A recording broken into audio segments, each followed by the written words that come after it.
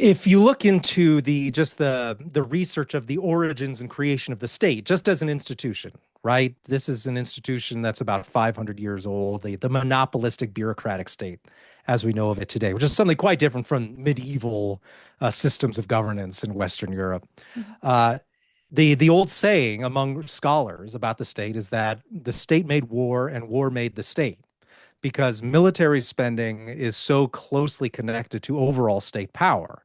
And this is, I mean, you noted from the Mises Institute, and two of our best scholars are Ludwig von Mises and Murray Rothbard, and they noted repeatedly that military spending is not only a driver of overall spending, of overall government regulation as well, but that it continually acts as a means of promoting more future spending as well, just on a propaganda level, right? We can always talk about threats from foreign powers and so on.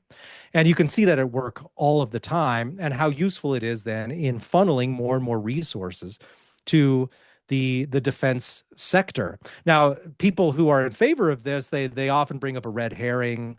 They create a false dichotomy. They say either you're in favor of continual increases in military spending forever and ever till the end of time, or you're a pacifist.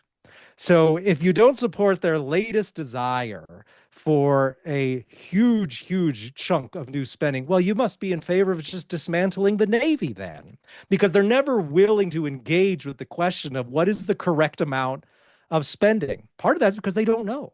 They have no definition. They don't know what the correct amount of spending is, and they're constantly wanting to expand the theaters, especially Americans are constantly wanting to expand the theaters that they can get into.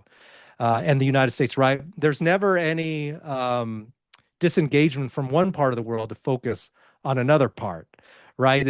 We'll just add another part of the world that we'll get involved with. And this is so different from something that we might support, which you might call armed neutrality, right? And throughout Europe, being a neutral nation has been a perfectly respectable thing to do.